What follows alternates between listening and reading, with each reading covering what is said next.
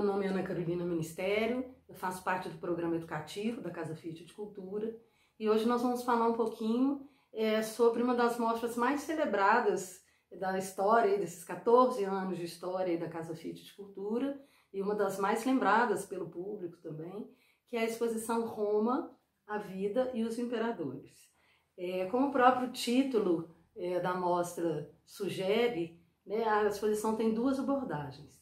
Uma história mais macro-história, uma história política, militar, contada a partir da figura dos seus imperadores, e também uma abordagem mais cotidiana, né, que conta um pouco mais a história da população romana, né?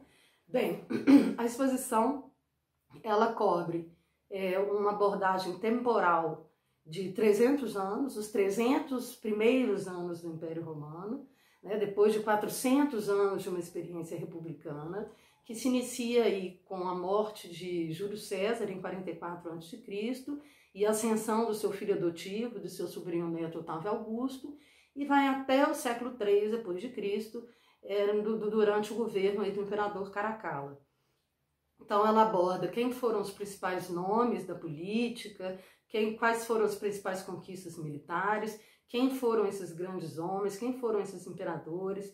Então, através, por exemplo, das esculturas, né, das obras de arte, nós podemos perceber quem foram esses homens, né? Então, nós temos aí a cabeça colossal feita de mármore de Júlio César, temos também uma escultura de corpo inteiro do imperador Adriano, temos um busto também do imperador Vespasiano, que foi o imperador que começou aí a construção do famoso anfiteatro Coliseu.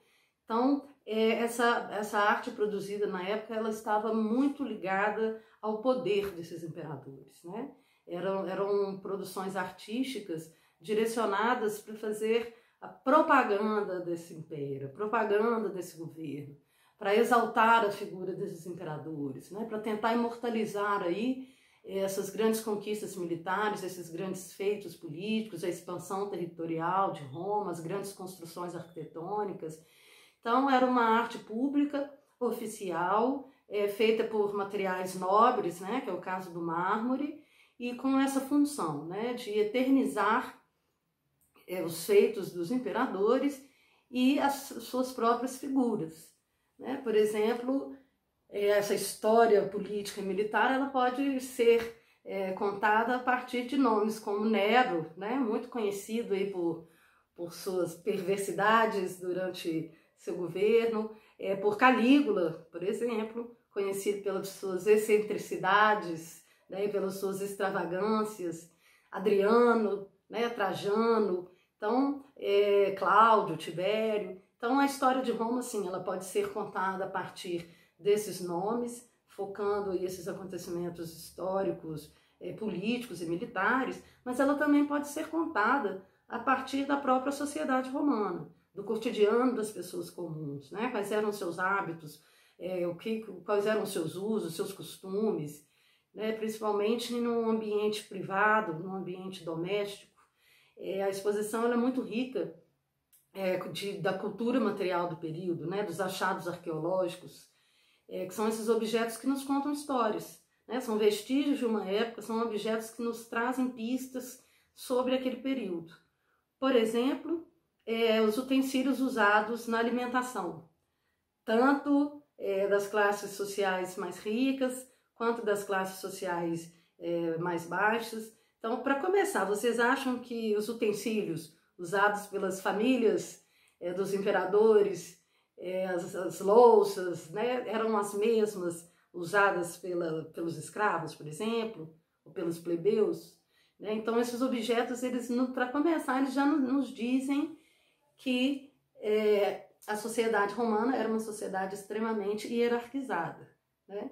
Então, os utensílios, por exemplo, domésticos, da cultura material culinária das famílias mais ricas, eram feitas de prata, de vidros estrangeiros, de cerâmicas muito resistentes, a alimentação era muito diversificada. Já as famílias mais pobres, dos escravos e dos plebeus, a base da alimentação eram as farinhas e as leguminosas, e os utensílios eram feitos, por exemplo, de terracota, não tão resistente quanto as cerâmicas, e feitas em série, né? Então eram todas iguais, elas não eram tão bem decoradas, igual eram as cerâmicas usadas pelas famílias dominantes. Outras pistas também da cultura material, por exemplo, da luta dos gladiadores, né? A exposição também nos trouxe um elmo muito interessante, usado pelos gladiadores, né? Que eram lutadores profissionais, treinados para matar ou outro gladiador ou animais selvagens, e se apresentavam nos espetáculos dos anfiteatros, que era, enfim, o maior entretenimento da época, o maior espetáculo da época, né? Cheio, o Coliseu ficava cheio, os anfiteatros ficavam cheios, né? A população adorava esse tipo de entretenimento. Então a exposição ela nos mostra, por exemplo, um elmo usado por um gladiador, nos mostra também das proteções usadas por eles nas pernas, feitas de metal, né, muito bem trabalhadas, decoradas. Então, através desses objetos, nós podemos também descobrir um pouquinho da história cotidiana, né, como que essas pessoas viviam, o que a gente chama de microhistória. Queria deixar uma pergunta para vocês interagirem conosco aí nas redes sociais. Se vocês tivessem que escolher um objeto que falasse sobre a nossa época atual, que fosse deixar para um historiador do futuro, que tivesse interessado em conhecer, em estudar esse período, qual objeto vocês escolheriam para que esse historiador do futuro o encontrasse e tivesse pistas sobre a nossa época, né? Bem, pessoal, então fiquem aí com os próximos vídeos da série Roma e interajam conosco nas nossas redes sociais. Tchau, tchau!